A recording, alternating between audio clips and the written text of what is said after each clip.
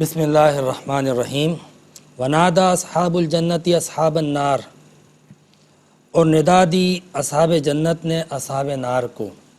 یہ تذکرہ چل رہا ہے کہ اللہ رب العزت نے جو وعدہ کیا تھا کہ جو نیک اعمال کریں گے انہیں جنت اور جو برے اعمال کریں گے انہیں جہنم، اللہ رب العزت نے جو مستقبل میں ہونے والا ہے اس کی ایک منظر کشی پیش کی کہ بروز قیامت یہ ہوگا کہ جب اہل جنت کو جنت میں داخل کر دیا جائے گا تو وہ جنت سے اہل جہنم کو پکاریں گے، اور پکار کے کیا کہیں گے؟ ان قد وجدنا ما وعدنا ربنا حقا، کہ ہمارے رب نے جو ہم سے وعدہ کیا تھا ہم نے وہ سب پا لیا۔ جو دنیا میں ہم نیکی کرتے تھے اس نیکی کا جو اجر و ثواب اور جو جنت کا جو وعدہ کیا تھا اور جن نعمتوں کا وعدہ کیا تھا، جن آسائشوں کا وعدہ فرمایا تھا اللہ رب العزت نے، اہل جنت باقاعدہ پکاریں گے اہل جہنم کو اور کہیں گے کہ ہم نے وہ پا لیا۔ فَهَلْ وَجَدْتُمْ مَا وَعَدَ رَبُّكُمْ حَقًّا، پھر جہنمی سے پوچھیں گے کہ تم نے بھی پا لیا؟ قَالُوا نَعَامْ، کیونکہ وہ عذاب میں مبتلا ہوں گے، ان کے لیے جو وعید تھی ان پر وہ مسلط کر دی گئی ہوگی۔ پھر اس کے بعد اہل جہنم پکاریں گے اہل جنت کو، کہیں گے وَنَادَا أَصْحَابُ النَّارِ أَصْحَابَ الْجَنَّةِ أَنْ أَفِيدُوا عَلَيْنَا مِنَ الْمَاءِ أَوْ مِمَّا رَزَقَكُمُ اللَّهُ، اہل جہنم اہل جنت کو پکاریں گے اور کہیں گے کہ جو رزق اللہ تعالیٰ نے، جو پانی تمہیں اللہ تعالیٰ نے دیا ہے، جو نعمتیں اللہ تعالیٰ نے ہمیں دی ہیں، کچھ ہمیں بھی دے دو۔ وہ مانگیں گے کیونکہ جہنمیوں کی غذا کے طور پہ تھور کا درخت ہوگا جو جہنم میں اس کے تہہ میں لگا ہوا ہوگا، اس کی جڑیں سارے جہنم میں پھیلی ہوئی ہوگی، کانٹے دار درخت ہوگا، وہی بطور غذا دیا جائے گا۔ وہ غذا بظاہر غذا ہوگی، اصل میں وہ سزا ہوگی۔ تو اب وہ جب اس کرب میں اذیت میں مبتلا ہوں گے تو وہ اہل جنت کو پکاریں گے اور کہیں گے کہ ہمیں اپنی نعمتوں میں سے کچھ دے دو۔ تو اہل جنتی کیا کہیں گے؟ قالوا ان اللہ حرمہما علی الکافرین، اللہ رب العزت نے یہ نعمتیں کافرین اور جہنمیوں پر حرام کر دی ہیں۔ اللہ رب العزت کی طرف سے وہ اس بات کو منع کر دیں گے۔ الذین اتخذوا دینہم لہوا ولعبا وغرتہم الحیاۃ الدنیا، وہ کافر کے جنہوں نے اس دین کو مذاق بنا لیا تھا اور دنیاوی زندگی کو کھیل تماشا سمجھ لیا تھا، یعنی وہ زندگی کے جس کے بارے میں اللہ رب العزت نے فرمایا خلق الموت والحیات لیبلوکم ایکم احسن عملا، ہم نے موت اور حیات کو اس لیے پیدا کیا تاکہ تمہیں آزمائیں۔ اس دنیاوی زندگی کو برتنے کے لیے دیا تھا، پوجنے کے لیے نہیں دیا تھا۔ اس دنیاوی زندگی کو امتحان کے طور پہ تمہیں پیش کیا تھا، آسائش اور آرام کے لیے نہیں بھیجا تھا۔ اس دنیا کی زندگی میں تمہیں قیدی بنا کے، مسافر بنا کے بھیجا تھا، وہاں کا مستقل تمہیں باسی اور باشندہ بنا کے نہیں بھیجا تھا۔ یہ تو ایک مرحلہ تھا، سفر کا حصہ تھا، تم نے اسی کو سب کچھ سمجھ لیا۔ تو لہٰذا ایسے لوگوں کے لیے یہ ہرگز نہیں ہیں ان کافروں کے لیے، بلکہ پھر اللہ فرمائے گا فَالْيَوْمَ نَنْسَاهُمْ كَمَا نَسُوا لِقَاءَ يَوْمِهِمْ هَذَا، اللہ رب العزت فرمائے گا کہ آج ہم تمہیں بلا دیں گے جس طرح کل تم نے ہمیں بلا دیا تھا، جس طرح ہماری ملاقات کو کل تم نے جو ہے وہ بلا دیا تھا۔ تمہیں لوگ آتے تھے، دعوت دیتے تھے، خود احتسابی کی دعوت دیتے تھے، خدا کے خوف سے ڈراتے تھے، آخرت کے جواب دہی کا احساس دلاتے تھے، مگر تمہیں کوئی فکر ہی نہیں تھی۔ تو جس طرح تم نے دنیا میں آج کے دن کو بلا دیا، آج میں نے تم کو بلا دیا۔ تو یہ اللہ رب العزت ان کو اس طرح بروز قیامت فرمائے گا۔ پھر اس کے بعد اللہ رب العزت نے فرمایا ان ربکم اللہ الذی خلق السماوات والارض فی ستۃ ایام، اللہ تعالیٰ کی ذات وہ ہے جس نے سماوات اور ارض کو 6 ایام میں پیدا کیا، اور 6 ایام سے مراد جو آج دنیاوی زندگی میں جتنی مقدار بنتی ہے اتنی مقدار میں اللہ تعالیٰ نے زمین و آسمان کو پیدا کیا، اس لیے کہ اس وقت چاند سورج ایام کا تصور ہی نہیں تھا۔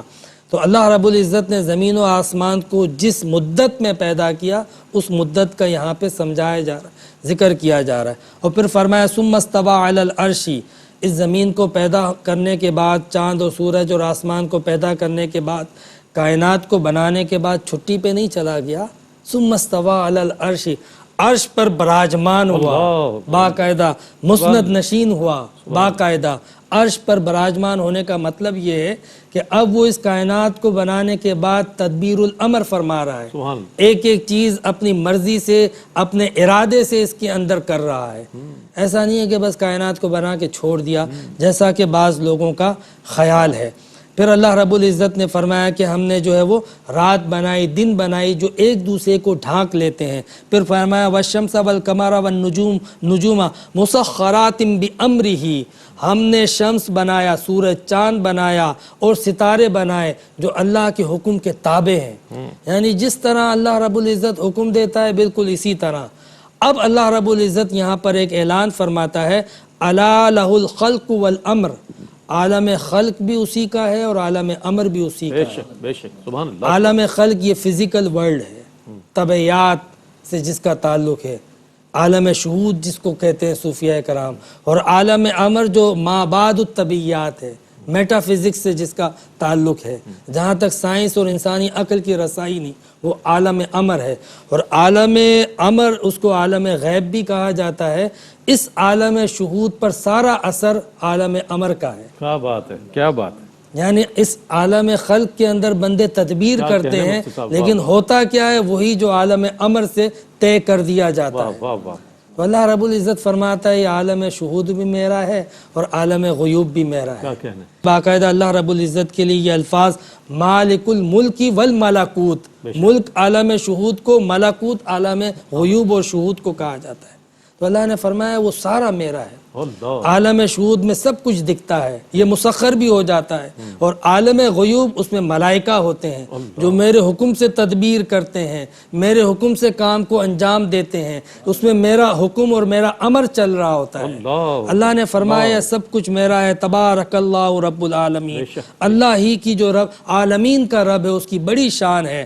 پھر اللہ رب العزت نے اس رب کا جس کا اس نے خود اپنا تعارف کروایا، فرمایا کہ ادعوا ربکم تضرعا وخفیا، اپنے رب کو گڑ گڑا کے پکارو، خفیہ طور پہ پکارو، اس سے مانگو، وہ سے مانگو گے وہ تمہیں عطا کرے گا، لیکن جب حد سے گزر جاؤ گے انہ لا یحب المعتدین، تو وہ حد سے گزرنے والوں کو کبھی بھی پسند نہیں کرتا۔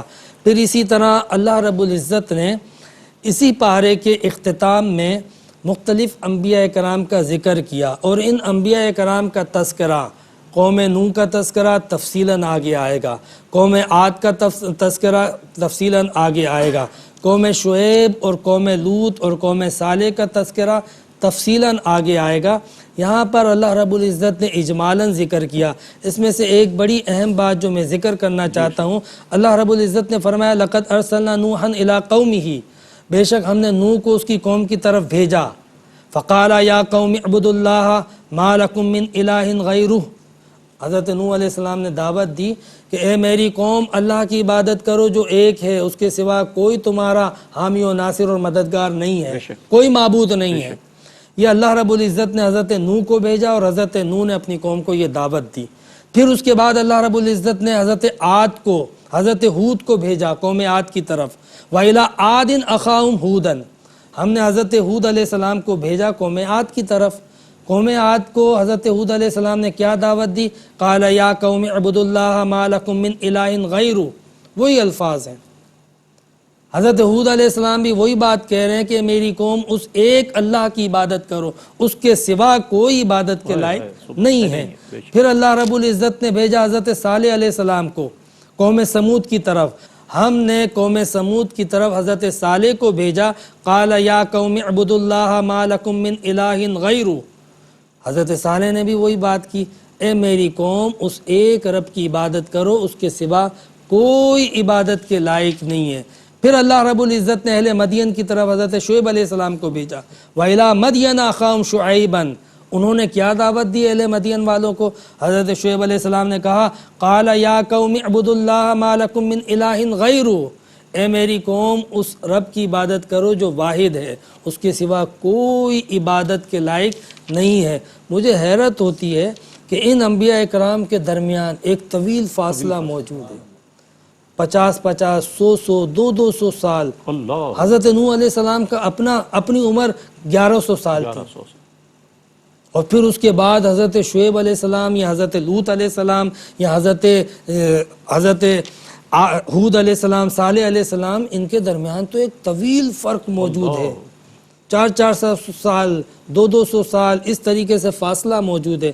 لیکن حیرت کی بات ہے کہ 1000 سال پہلے بھی اللہ کا نبی آتا ہے، ایک ہی بات کرتا ہے، واہ واہ، ہر ایک 1000 سال بعد بھی آتا ہے، کیا وہ بھی بات کہتے ہے۔ ہیں کہ اللہ کی عبادت سبحان کرو۔ اللہ، سبحان آج آپ نے دیکھا ہوگا کہ دنیا میں بڑے مجددین، مفکرین، محققین موجود ہیں، بڑے بڑے فلسفی موجود ہیں جو ہدایت دے رہے ہوتے ہیں، اصلاح کر رہے ہوتے ہیں، دعوت دے رہے ہوتے ہیں، مختلف تصور حیات پیش کر رہے ہوتے ہیں، زندگی کے مختلف اصول پیش کر رہے ہوتے ہیں، جس کا میں نے پہلے ذکر بھی کیا تھا کہ اگر آپ زمین میں ذرا سا دیکھو گے تو ایسے کئی پھر رہے ہیں جو محض گمان کی پیروی کرتے ہیں، اور اگر ان کی اتباع کرو گے تو برباد ہو جاؤ گے، گمراہ ہو جاؤ گے۔ آج کتنے لوگ ہیں جو اپنے آپ کو بہت زیادہ تعلیم یافتہ کہتے ہیں اور اپنی فکر پیش کرتے ہیں، اور کئی بڑے بڑے فلسفی آئے، ایک فلسفی نے ایک دعوت دی، لوگوں کا اس کی طرف رجحان ہوا، اور کچھ عرصے بعد اس کے برے نتائج پیش ہوئے، لوگوں نے چھوڑا، پھر نئی فکر آ گئی، اس نے اس فکر کو رد کر دیا، ایک نیا تصور حیات پیش کیا، تھوڑے عرصے بعد اس نے بھی تباہی پھیلائی، اس کے بعد ایک نیا آیا، اس نے ایک نئی سوچ پیدا کی، پھر لوگوں کو قریب کیا۔ تو آپ دیکھیں کہ اس طریقے سے کئی ازمز آتے رہے، کیپٹلزم آیا، سوشلزم آیا، کامنزم آیا، ریشنلزم آیا، ڈی ازم آیا، آئیڈیلزم آیا، ہیومنزم آیا، ازم پہ ازم آتے رہے، مختلف تصور حیات آتے رہے، اور ہر تصور حیات اپنے سے پہلے والے تصور حیات کو رد کرتا ہے اور پھر اس کو بعد میں آنے والا رد کرتا ہے۔ لیکن یہاں پر انبیاء کرام، یہ کمال حیرت ہے کہ جو نبی آتا ہے اسی دعوت کو ریپیٹ کرتا ہے۔ اس سے واضح پتہ چلتا ہے کہ یہ سارے ایک ہی ہستی کی طرف سے آنے والے ہیں، ایک ہی ہستی کی طرف سے، کیونکہ ان کی دعوت کی وحدت اس بھیجنے والے کی وحدت کی واضح بین دلیل ہے۔ اللہ رب العزت ہمیں قرآن کی ان نشانیوں کو، قرآن کی ان آیتوں کو سمجھنے کی توفیق عطا فرمائے۔ وآخر دعوانا ان الحمد للہ رب العالمین۔ سبحان اللہ، سبحان اللہ، جزاک اللہ مفتی صاحب۔